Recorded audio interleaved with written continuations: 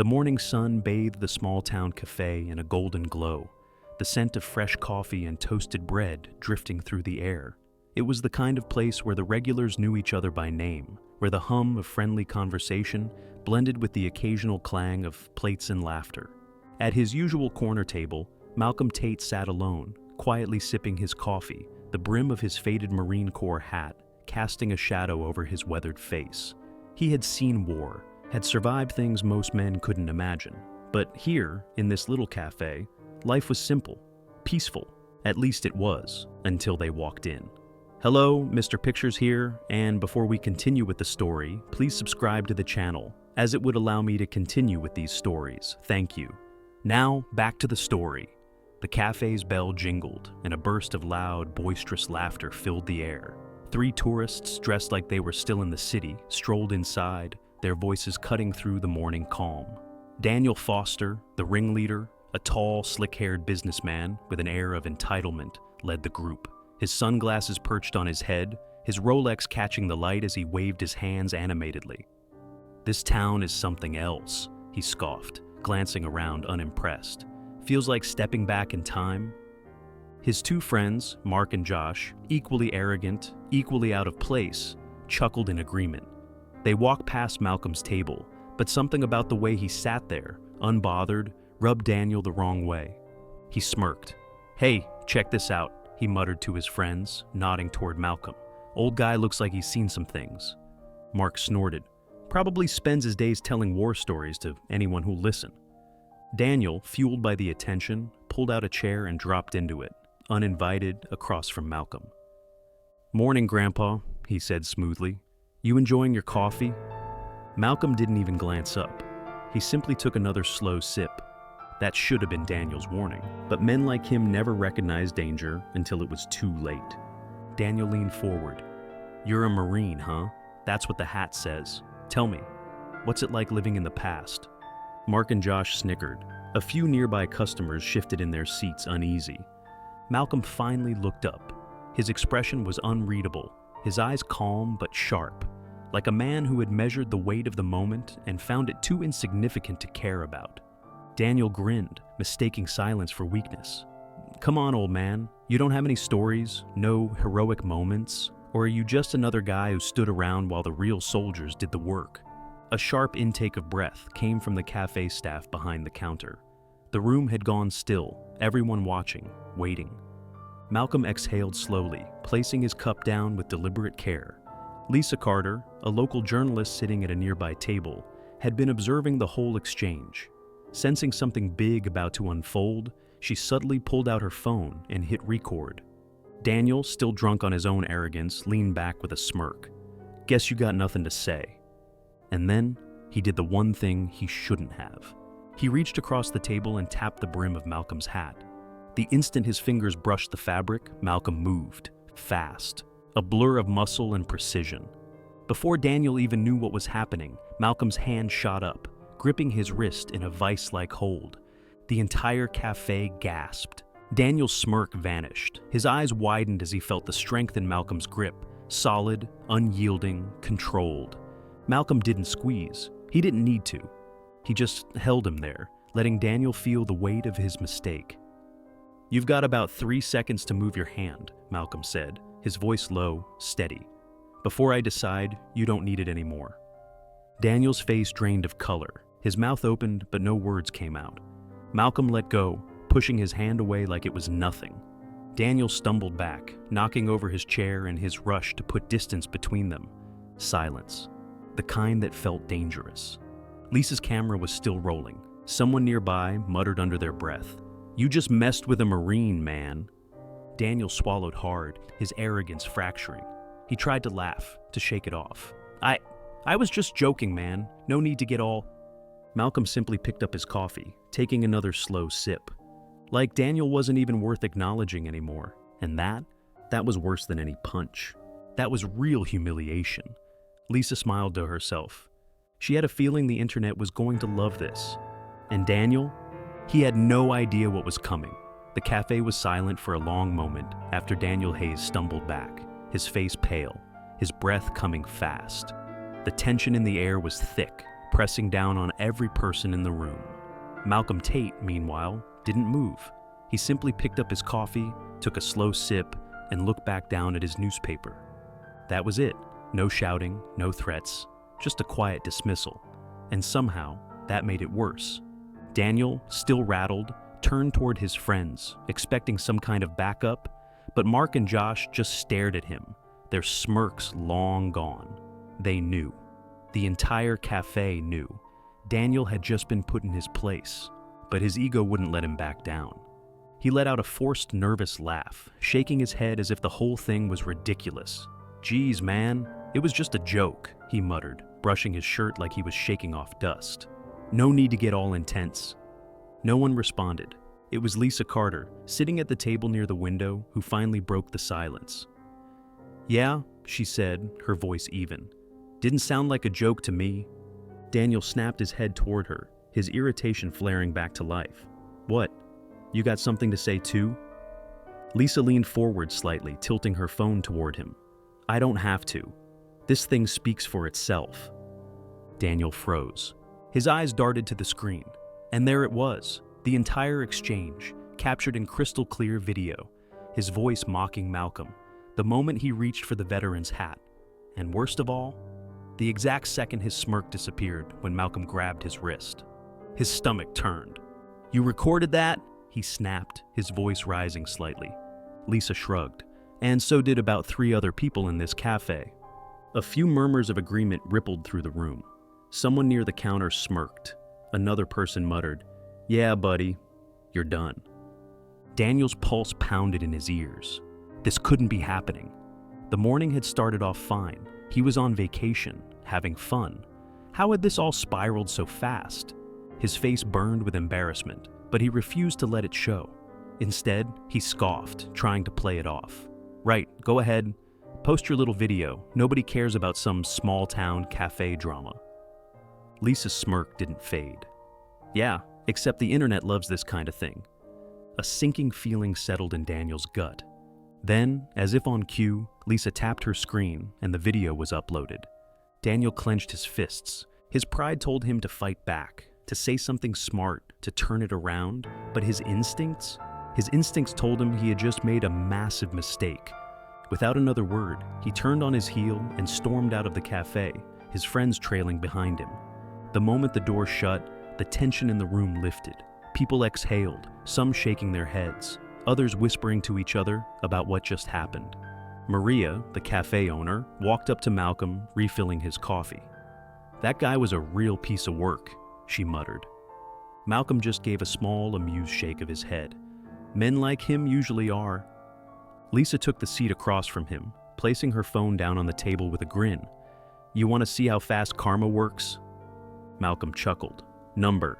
But I have a feeling you're going to show me anyway." Lisa tapped the screen, and Malcolm's face was immediately filled with notifications. The video had already racked up hundreds of views, then thousands. And the comments? They were exactly what Malcolm expected. Imagine being this much of an arrogant tool. "Disrespect a veteran? Enjoy your internet funeral." "Who is this guy? We need to find out where he works." Malcolm sighed, rubbing his temples. "You know I don't like this kind of attention." Lisa smirked. "Yeah, well, it likes you."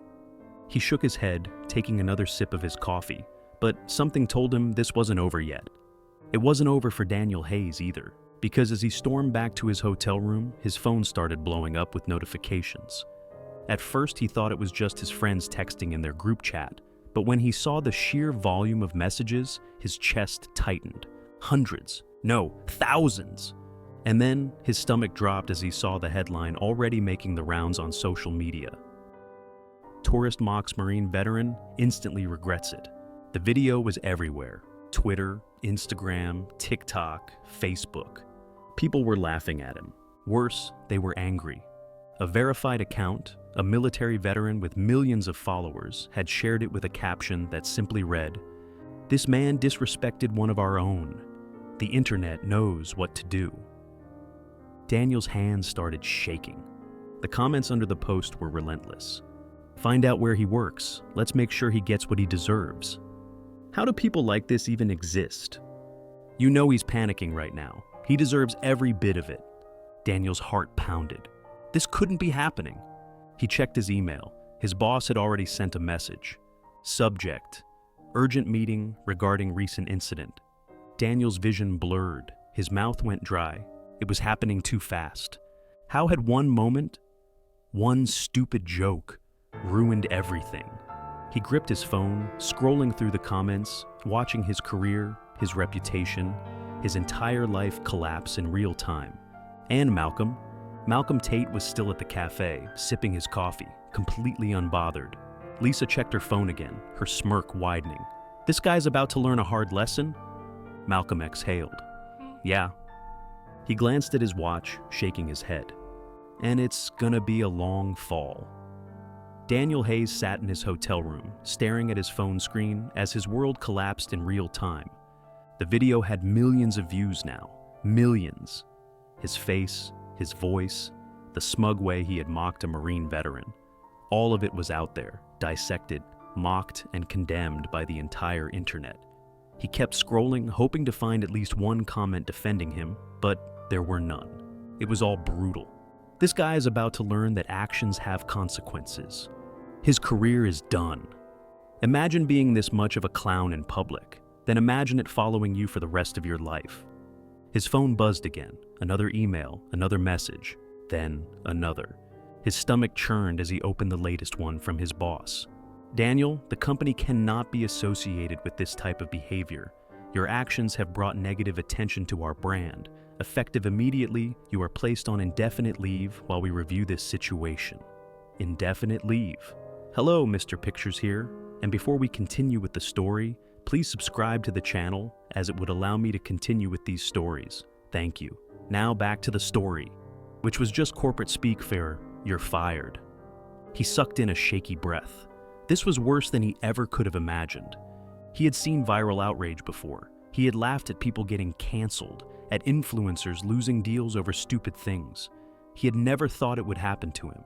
But now, it was his name trending, his inbox flooding with hate, his life falling apart. And the worst part, he couldn't take any of it back. Across town, Malcolm Tate sat at his usual cafe, sipping his coffee as Lisa Carter scrolled through her phone. "You really don't want to see what's happening online?" she asked, raising an eyebrow. Malcolm shook his head. No interest. Lisa let out a low whistle. "Man, you're the only person I know who could break the internet and not care." Maria, the cafe owner, walked by and chuckled. "He's always been like this, unbothered. It's why people respect him." Malcolm smirked but didn't say anything. Lisa refreshed her screen. "Hugh, Daniel's officially done. His company just dropped him. And get this, his ex-girlfriend commented on one of the posts." That made Malcolm raise an eyebrow. "Oh?" Lisa read aloud, grinning. "I knew he was a jerk, but I didn't know he was this bad. I dodged a bullet." Malcolm chuckled. "That's gotta sting." Lisa's phone buzzed with another update. Her eyes widened. Wow, it just keeps getting worse for him. Someone dug up his old tweets, and apparently, this isn't even the first time he's been caught being disrespectful to veterans. Malcolm exhaled. People don't change. They just get exposed. Lisa nodded, watching as the world continued dismantling Daniel Hayes' reputation. Daniel paced his hotel room, his mind racing. He had to do something. Anything. Maybe if he issued an apology video, he could control some of the damage. Maybe if he spun this right, he could make people believe he had learned a lesson. He propped up his phone, took a deep breath, and hit record. "Hey everyone," he started, trying to sound remorseful. "I just want to take a moment to say that I'm truly sorry for what happened at the cafe. I wasn't thinking, and my words were out of line. I have nothing but respect for our veterans, and I deeply regret my actions." He hesitated, then forced a sigh, looking into the camera with the best, humble face he could muster. "I hope that, in time, people can forgive me." He stopped recording and played it back. It sounded decent. Maybe it could work. He uploaded it to Twitter and waited. The first few responses trickled in, then, like a tsunami, the backlash hit. "Ulmau, bro is only sorry because he got caught. This is the fakest apology I've ever seen. Nah, keep that same energy you had at the cafe. If you respected veterans, you wouldn't have laughed in one's face. Go away." His heart sank. Nothing was working? No one believed him. His entire life had unraveled in a matter of days, and there was no way out. At the cafe, Malcolm finished his coffee and stood up, stretching. Lisa watched him curiously. "Where are you headed?" "Going home," Malcolm said. "Got things to do." Lisa smirked. "You sure you don't want to stick around and watch Daniel keep crashing and burning?" Malcolm chuckled. "I don't need to." He grabbed his hat, nodding toward the door. Karma's already handling the rest. Daniel Hayes barely recognized himself anymore. For the past week, his life had been reduced to endless scrolling, reading, and rereading the thousands of comments tearing him apart. His name was everywhere. No matter where he went online, there was another post, another meme, another brutal takedown. He was a national joke. His company had officially terminated him, citing irreparable reputational damage. His ex-girlfriend had publicly mocked him. His former colleagues had cut ties, afraid that association with him might bring the same internet wrath down on them. And now? Now he sat in his darkened hotel room, surrounded by the wreckage of his own arrogance.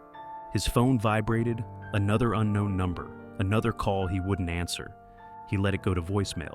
The moment it stopped, another one came in. He let that one ring too. Then, a text flashed across the screen. Unknown number? "Hey man, I don't know if you remember me, but I served with Malcolm Tate, saw what happened. Just wanted to say you deserved it." Daniel's throat tightened. He had never felt this small in his life. He hadn't stepped outside in days. Every time he did, it felt like the whole world was watching. He had even tried to go out for coffee once, but someone in line had recognized him, whispered to their friend, and suddenly every pair of eyes in the shop was on him. He had never run out of a place faster. This wasn't just some bad PR moment. This wasn't something that would just disappear in a few weeks. This was who he was now. Daniel Hayes, the guy who mocked a Marine and got wrecked by karma. He buried his face in his hands, exhaling shakily. What the hell had he done? Malcolm Tate didn't think about Daniel Hayes anymore. He had too much to do.